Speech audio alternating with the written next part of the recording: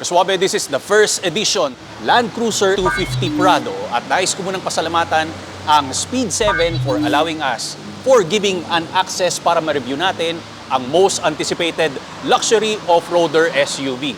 Sa lahat kaswabe ng information, ilalagay ko lang dyan sa pin comment below. Alam ko naman na very familiar kayo rito because super trending ang SUV na to.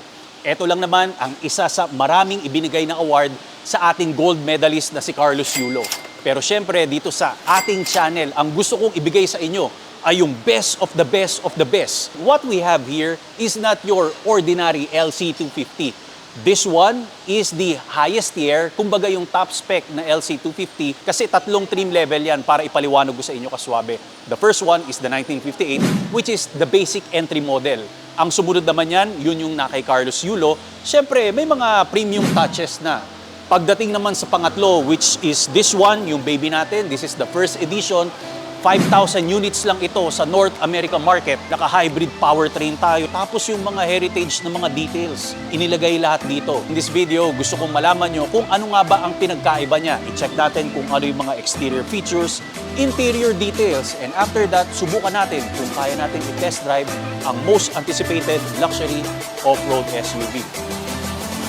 Suwabe? Let's begin.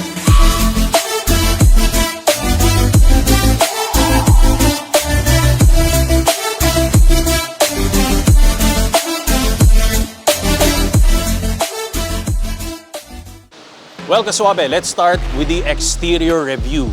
As you can see, perfectly sculptured para maging square yung body profile nito. Very boxy, brawny, okay? Ang pogi pa rin talaga. With some modern touches, kaswabe, and OEM installed nga pala yung mga parts natin. Okay? Walang binago dyan, kaswabe. Lahat yan from dito sa harap up until doon sa ating tailgate. Pag first edition and yung top spec, andito yung heritage Toyota front grills natin. It's rectangular, wala yung badge, you have the opening, this is your bumper which is very durable. Yan naman talaga pag mga Land Cruiser, sikat naman tayo sa durability, pagiging timeless niya, and yung quality. Pagdating naman sa mga main headlamps natin, meron dalawang klase yan. Yung isa, medyo slim and trim na mga rectangular LED lights, pero ito, heritage-inspired siya na LED circular lights. Diba? Ang pogi, bilog na bilog. Turn markers natin, you have the fog lamps. Meron kang opening dito sa corner mo for mga brake cooling yan. Forward-facing camera. Siyempre yung ground height natin is 8.7 inches naman. Medyo lesser lang siya ng 0.4 when it comes sa comparison sa LC300. Approaching angle niya is 30 degrees compared nga pala dun sa outgoing na Prado which is 32 degrees. And mapapansin natin yung A-pillar is pushed inward para mas magkaroon siya ng greater visibility. Kung titingnan natin, it resembles talaga sa isang FJ62 which is the 60 series. Dito naman sa side profile, you have a semi-boxy front fenders. Naka 17-inch ka na rotor disc. Siyempre, blacked out ang ating alloy wheels. Ang sukat ng gulong natin ay 265, 70 and R18 Michelin tires. Pero nandito yung newly developed natin na double wishbone. Tapos meron kang twin tube shocks na bagong component. Yun ang ipinagmamalaki nila. Factory install tayo na mudguard. Makikita mo ang script ng first edition. Side mirrors, power folding. Meron kang vertical na turn markers dito which is sa iba pa horizontal. But here, it is vertical. Very nice to see. Then meron kang panel na itim dito. Hindi ko alam kung para saan to sa A-pillar. Alamin na lang natin mamaya. Roof racks, factory installed din. Blackout yung mga B-pillar natin. Side skirt, yan ang forma. Naka-embossed. Then syempre yung rockers natin. But some others, pinapalitan nila yan para mas maging stepboard. Maybe some of you are curious. Etong LC250, a mid-size SUV. Unlike the LC300, it is the full-size premium, enhance yung agility niya, and easy to maneuver kaswabe. Mas compact ito.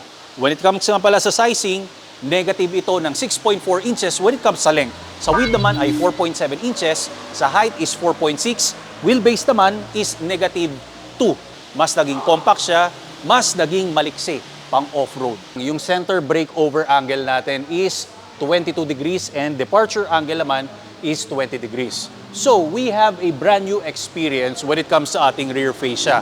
Pero banggitin ko lang muna yung mga detalyeng nandito na importante. So, meron tayong rear spoiler, integrated ang ating third brake light, malapad na rear windshield with wiper. Ganun na ganun pa rin katulad ng Prado na meron kang switch dito to open your rear windshield para pag may mga stops ka, bato mo na lang ganun. Or pag may pet ka nandyan, pwedeng ang dali lang ng viewing natin. Diba? Pag isasara, alalayan na lang natin dito. Siyempre, naka-hydraulics yan. Bam! Blacked out na Toyota font natin dito. The Land Cruiser is blacked out also. And siyempre, itong importante because this is the top tier I-Force Max, yung hybrid powertrain natin. This is your trailer winch. Pwede mong upuan, very rugged na mga detalye. Pag bubuksan natin ito, brand new experience dahil doon sa outgoing na Prado is pa-sidewards yung opening niya. But here, yung susi, dyan ka lang. Here's the key fob. Buksan natin ang power tailgate. Yun! Yes! So, vertical na ang kanyang opening. Then, ito nga pala ay isang 5-seater. Kasi sa mga local natin, 7-seater yon. Yung baterya kasi nandito kaswabe, okay? Pag naglagay ka ng another 2-seater dito, mauumpog na dun sa roofliner natin. Ngayon, I don't have the exact numbers pagdating dito sa ating cargo space. Pero as you can see, may mga cup holders tayo on both sides. May mga grab handle ka sa taas, merong ventilation, and dito sa tailgate natin, may working lights ka, and syempre, naka JBL speakers tayo. Kung i-compare natin dun sa mga lower trim level. Medyo elevated nga lang dito. Ang nakakamiss lang kasi dual tailgate nga pala yung dating mga Land Cruiser. So ibig sabihin, meron siyang extension dito na upuan, but here, it's not available kaswabe. Beneath the skin of our all-new LC250 ay naka I-Force Max hybrid powertrain na tayo. So equip ito ng 2.4-liter turbo petrol engine. Ang dinideliver nito na power ay talagang huge number. Pero pag-usapan muna natin yung mga lower trim level nito, okay? Dun sa turbo petrol engine kaswabe, it's only 278 horsepower and 430 Nm of torque. If you will go naman dun sa kanyang turbo diesel engine, nasa 201 horsepower pero 500 Nm of torque. Ngayon, ang hybrid powertrain natin, this one is the most capable and most powerful. Coming from dun sa electric motor, meron kang additional na 48 horsepower. Pag tinotal natin lahat, nasa 326 horsepower and 630 Nm of torque. This is 8-speed automatic transmission, full-time yung 4-wheel drive natin or permanent 4-wheel drive na meron siyang center locking differential and electronic rear locking differential. Fuel capacity is 80 liters. Fuel consumption niya naman ay nasa 10 kilometers per liter. Introducing Autosport. Kaswabe, this one is the world's most innovative mobility scooter that we can get para sa ating lifestyle and sa mga kababayan natin na PWD. Madali lang to. Comes with 2 separate parts na pwede mong gawing trolley at the same time. Installed nga pala dun sa harap ang iyong illuminated LCD display for you to see the performance and enhanced lighting system para sa safety precautions pag nasa road ka or sidewalk na pwede mong ilagay sa sports car or regular car na trunk kasi maliit lang ito and very lightweight. Within seconds, ang dali lang i-assemble. Up to 10 speed ang kanyang taglay and 10 kilometers per hour ang kanyang maximum na pinartneran mo ng shock-absorbing flat-free tires for advanced performance and auto braking system. At hindi lang sa kotse mantakin mo pati sa tren pwede. And flight approved ang ating baterya. Meron tayong lisensya. So, ibig sabihin, pag nag-travel ka around the world, kayang-kaya mo itong ilagay sa cabin at ibaba mo, ma-assemble mo kagad ito. Ang design nito ay talagang super passionate sila para ipakita sa inyo ang performance. So, ganun lang yon. Be active, be free, be yourself by Autosport. Ang link ay nasa description below para i-check mo na lang kaswabe. Well, here in the backseat kaswabe ng ating LC250, a little bit firm yung mga seats natin. So malalaman mo na very rugged off-road SUV talaga ang inupuan natin. So kasyang-kasya dito ang 3 adults kaswabe. Dagdagan mo pa ng isang kid. Pero maluwag naman, yung center tunnel lang natin, may platform na medyo mataas. Naging obstruction. Front pocket ng front seats. USB Type-C, meron kang 2.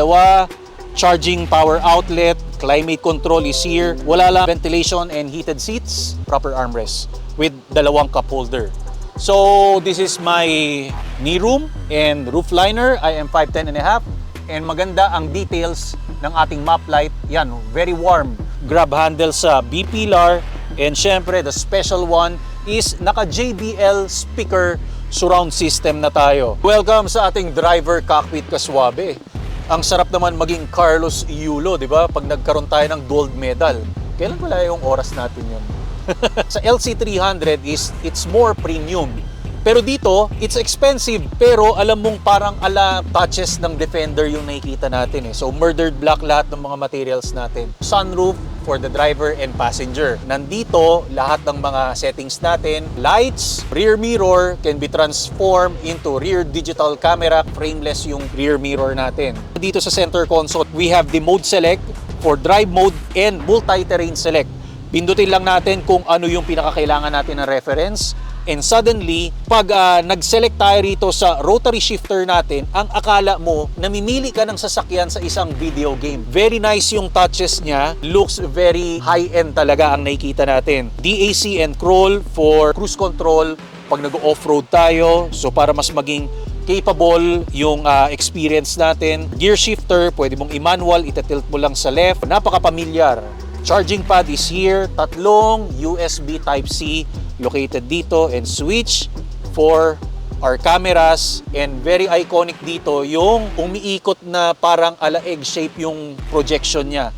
So yung underbody natin, pwede mong pigilan yan pag pinindot natin to. Ayun o, ito yung iconic na yan. Cup holder, kakorte siya ng R-glass, e-brakes, auto hold, toggle switch for high 4 and low 4. So your center and rear locking differential located here. Pang disconnect ng stabilizer bar natin and traction on and off. Yung seats natin ang kapal, kakaiba yung shape ng headrest natin. So lahat ito powered nga pala, center armrest, a little bit squishy with white stitching, and hindi mawawala yung cool box natin anytime na mayroon kang gustong palamigin dito, kaswabe. So mapunta naman tayo sa ating manibela. Siksik na siksik sa pagkasolid. Nandito lahat ng mga function keys na kinakailangan natin. Gauge cluster natin, very customizable. You have a high definition, tachometer is in the left, speedometer, kompleto ang mga grab handle natin. AC vents, horizontal yung style, pag tinwist mo, yung on and off niya. Pero sa bawat dulo, omnidirectional. Glove box compartment, malawak at malalim. And syempre ang ating 12.3 infotainment system. And hindi ko lang talaga masyadong kabisado pag mga Land Cruiser touchscreen. The nice thing about this is yung off-road information natin. So yung brake and accelerator meter, makikita natin, and even the axles. Pero ang last na ipagmamalaki ko sa inyo, kaswabe, kasi may naiwan pa rin tayong mga physical switches. For adjustment, you have to push or pull pa rin. Katulad nung dati. And steering wheel, pwede natin i-warm ito. And the seats are also ventilated and heated. Well, kaswabe, pag ayaw mo naman ng mga full-size SUV at gusto mo pa rin makuha ang heritage ng isang Land Cruiser, which is compact, rugged, enhanced agility, and syempre, nandun pa rin yung high-tech features when it comes to off-road capability. I recommend, bagay na bagay sa itong LC250. So again, maraming salamat sa Speed 7, and please follow me sa aking mga social media platforms na TikTok and Instagram. Parehas yan, Rico Suave. And don't forget to hit the notification bell para lagi kang updated sa mga rare video full reviews natin. Maraming salamat, kaswabe. God bless. More power and more performance.